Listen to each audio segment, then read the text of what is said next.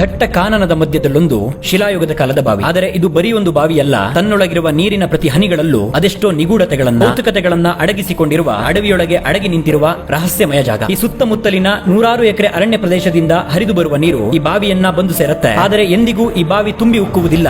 ಆ ಸಂಪೂರ್ಣ ನೀರು ಭೂಮಿಯಾಳದ ಸುರಂಗ ಮಾರ್ಗದ ಮೂಲಕ ಹಾದು ಹೋಗಿ ಪಯಸ್ವಿನಿ ನದಿಯನ್ನು ಸಂಗಮವಾಗುತ್ತೆ. ಅಡವಿಯೊಳಗಿದ್ದ ಈ ಗುಪ್ತ ಕೂಪವನ್ನ ಹುಡುಕಿ ಅದರೆದುರು ಬಂದು ನಿಂತವನಿಗೆ ಪ್ರಶ್ನೆಗಳ ಸರಮಾಲೆಗಳು ಹುಟ್ಟಿದವು. ಅವುಗಳಲ್ಲಿ ಈ ಬಾವಿಯನ್ನ ನಿರ್ಮಿಸಿದವರ್ಯಾರು, ಇದು ಮಾನವ ನಿರ್ಮಿತವೋ ಪ್ರಕೃತಿ ಸೃಷ್ಟಿಯೋ, ಅದೆಷ್ಟು ವರ್ಷಗಳ ಹಿಂದೆ ನಿರ್ಮಾಣವಾಗಿರಬಹುದು ಎನ್ನುವುದೇ ಮುಖ್ಯವಾದವು. ಈ ಕೌತುಕದ ಪ್ರಶ್ನೆಗಳಿಗೆ ಕೆಲವು ದಿನಗಳ ಹಿಂದೆ ಪತ್ರಿಕೆಯಲ್ಲಿ ಪ್ರಕಟವಾದ ಸುದ್ದಿ, ಇದು ಸಾವಿರಾರು ವರ್ಷಗಳ ಹಿಂದೆ ಶಿಲಾಯುಗದ ಕಾಲದಲ್ಲಿ ನಿರ್ಮಾಣವಾಗಿದ್ದಿರಬಹುದು. ಇದರ ರೂಪುರಚನೆ, ಕೊರೆದಿರುವ ಶೈಲಿಯ ಬಗ್ಗೆ ಗಮನ ಹರಿಸಿದರೆ ಇದು ಆದಿಮ ಕಾಲಕ್ಕೆ ಸೇರಿದ್ದು ಎನ್ನುವ ಅಧ್ಯಯನಕಾರರ ಅಭಿಪ್ರಾಯಗಳು ಉತ್ತರಗಳಾಗಿ ಸಿಕ್ಕಿದ್ದರು. ಆ ಉತ್ತರಗಳ ಮೇಲೂ ಮತ್ತಷ್ಟು ಪ್ರಶ್ನೆಗಳೇ ಹುಟ್ಟಿದವು. ಅವುಗಳಿಗೂ ಉತ್ತರ ಸಿಗದೆ ಈ ನಿಗೂಢ ಬಾವಿಯ ಇನ್ನಷ್ಟು ಮಾಹಿತಿಗಳು ಅಸ್ಪಷ್ಟವಾಗಿ ಉಳಿದವು. ಈ ಬಾವಿಯ ನೀರು ಹೊರಹೋಗೋ ಆ ಕಲ್ಲಿನ ಸುರಂಗದ ಪಕ್ಕದಲ್ಲೇ ಕೆಂಪು ಕಲ್ಲಿನಿಂದ ನಿರ್ಮಾಣವಾದ ಪ್ರಾಚೀನ ನೆಲಗಟ್ಟುಗಳು ಕಾಣುತ್ತವೆ. ಅಲ್ಲೂ ಕೂಡ ಮತ್ತಷ್ಟು ಪ್ರಶ್ನೆಗಳೇ ಹುಟ್ಟುತ್ತವೆ. ಸುತ್ತಮುತ್ತಲಿನ ಕಾಡಿನ ನೀರು ಹರಿದು ಈ ಬಾವಿಯನ್ನ ಸೇರಿ ಆ ಸುರಂಗದೊಳಗೆ ಜಾರಿ ನಿರ್ಗಮಿಸುವ ದೃಶ್ಯಗಳಂತೂ ಅದೆಂತವರಲ್ಲೂ ಕುತೂಹಲವನ್ನು ಹುಟ್ಟಿಸುತ್ತವೆ. ಈ ಬಾವಿಯಿಂದ ಸ್ವಲ್ಪ ದೂರದ ಒಂದು ಮೈದಾನದಲ್ಲಿ ನೆಲದ ಮೇಲೆ ಸುರುಳಿ ಮತ್ತು ಕೇಂದ್ರ ಬಿಂದುವನ್ನು ಹೊಂದಿರೋ ವೃತ್ತಗಳು ಕಂಡು ಬರುತ್ತವೆ. ಅವುಗಳು ಖಗೋಳ ವಿಜ್ಞಾನಕ್ಕೆ ಸಂಬಂಧಿಸಿದ ಚಿತ್ರಗಳಿರಬಹುದು ಎಂದು ಅಂದಾಜಿಸಲಾಗಿದೆ. ಆದರೆ